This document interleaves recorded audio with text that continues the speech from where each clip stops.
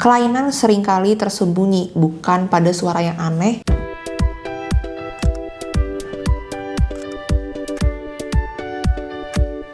Halo rekan sejawat dan calon dokter semuanya, kembali lagi di channel Metus. Salah satu bagian tersulit di OSYA dalam menjelaskan perbedaan suara perkusi paru dan melakukan taktil fremitus dengan benar. Hari ini kita akan bahas tuntas IPPA toraks agar diagnosis pneumonia atau efusi pleura tidak lagi meleset. Yuk kita mulai. Pemeriksaan paru menuntut kita untuk selalu melakukan perbandingan. Kanan harus dibandingkan dengan kiri, depan harus dibandingkan dengan belakang. Kelainan seringkali tersembunyi, bukan pada suara yang aneh, tapi pada ketidaksimetrisan antara kedua lapang paru. Mintalah pasien duduk atau berbaring sesuaikan dengan kondisi. Yang pertama, inspeksi. Lihat kesimetrisan dada saat statis dan dinamis, yaitu saat bernapas. Perhatikan adanya penggunaan otot bantu napas atau retraksi. Di sini saya akan melakukan inspeksi. Ini adalah inspeksi dada secara statis. Baik Pak, coba sekarang Bapak napas. Tarik napas, lalu buang napasnya.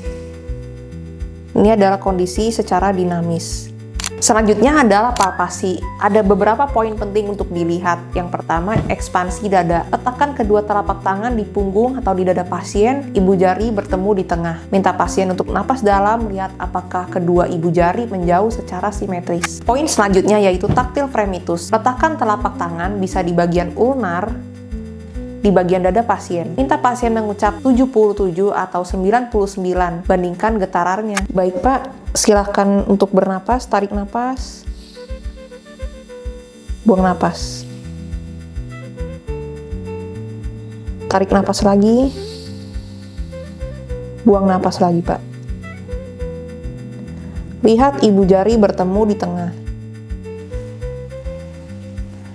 Baik Pak, sekarang saya akan taruh jari-jari saya, bagian sisi sini di bagian dada Bapak. Nanti kalau saya sudah taruh, bilang 77 ya Pak. Baik dok. 77 77 77 77 77 77. Baik Pak, sudah. Perhatikan getaran yang di sisi kanan maupun di sisi kiri. Apakah keduanya terasa sama atau berbeda? Selanjutnya adalah perkusi. Gunakan pola Z atau zigzag untuk membandingkan kanan dan kiri. Suara normal adalah sonor atau resonant. Pahami perbedaan suara pekak pada cairan dan hipersonor pada udara yang berlebih. Pak, saya akan ketuk ya untuk parunya sebentar. Perhatikan posisi untuk perkusi, yaitu lakukan pengetukan di bagian jari tengah, seperti ini.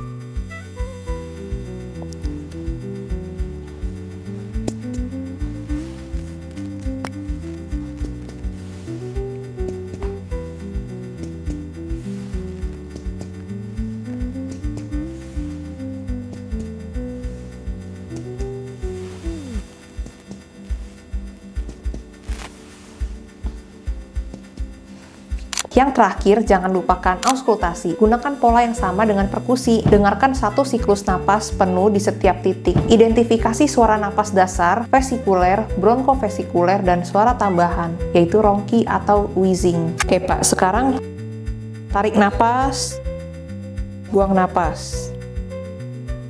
Tarik napas, buang napas. Tarik napas, buang napas. Tarik napas, buang napas. Tarik napas, buang napas. Tarik napas, buang napas. Tarik napas, buang napas. Tarik napas, ya buang napas. Tarik napas, buang napas. Tarik napas, buang napas. Tarik napas, buang napas. Tarik napas, buang napas.